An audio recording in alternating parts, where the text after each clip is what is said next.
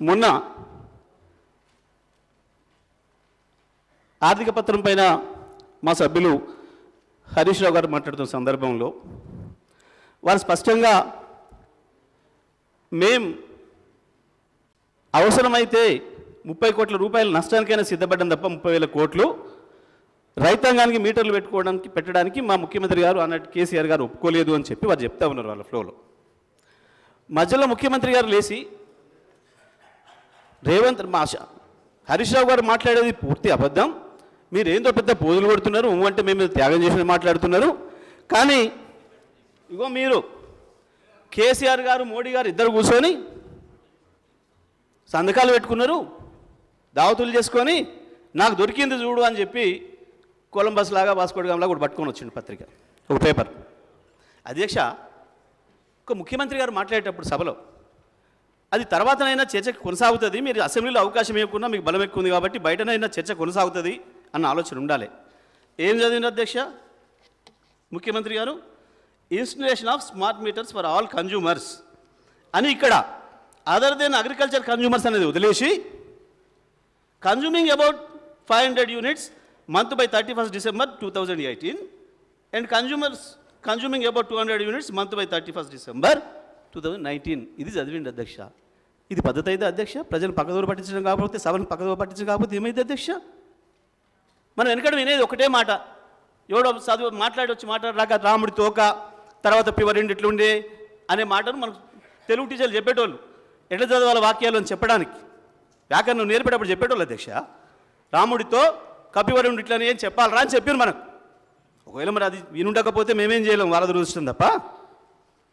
అందుకే దీని ద్వారా సభ రికార్డు సరి చేయాలని చెప్పి మేము కోరుతా ఉన్నాం అధ్యక్ష. ఆ రోజు మా హరీష్ రావు గారు అదే చెప్పాలని అనుకుంటే, సరే సమయాన్ని బట్టి మీరు ఇవ్వలేకపోయారు, అవతల మండలి ఉంది అని చెప్పి.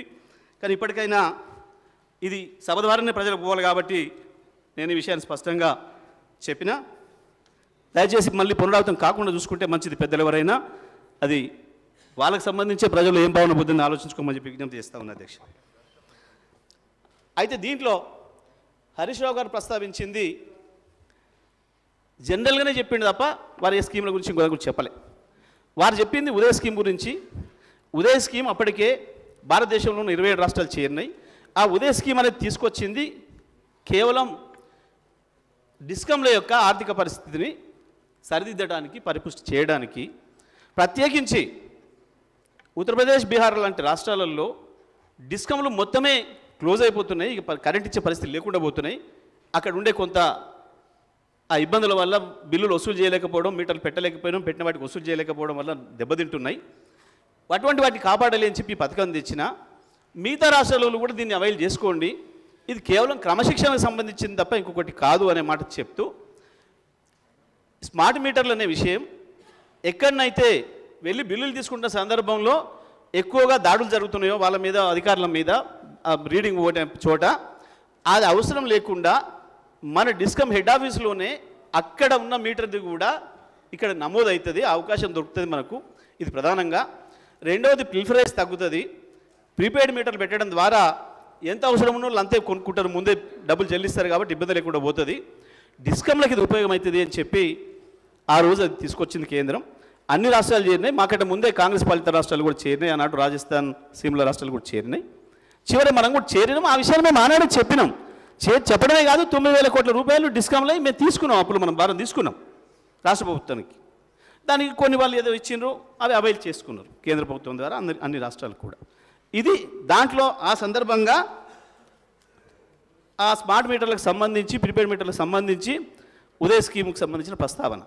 కానీ హరీష్ రావు గారు మేము 30,000 కోట్లు వదులుకున్నాం, FRBM 0.5% ఏదైతే ఉండిన అవకాశం దాన్ని తీసుకోలేదు, మేము మీటర్లు పెట్టడానికి కేసీఆర్ గారు ఒప్పుకోలేదు, నా తల దెయ్యపడినా సరే రైతు మీటర్ పెట్టని అనుడు అని చెప్పి వారు చెప్తున్న సందర్భంలో వారు లేచి ఈ విషయాన్ని ప్రస్తావిస్తూ ఆ వాక్యాన్ని వదిలేసి చదవడం అనేదే దురదృష్టకరం.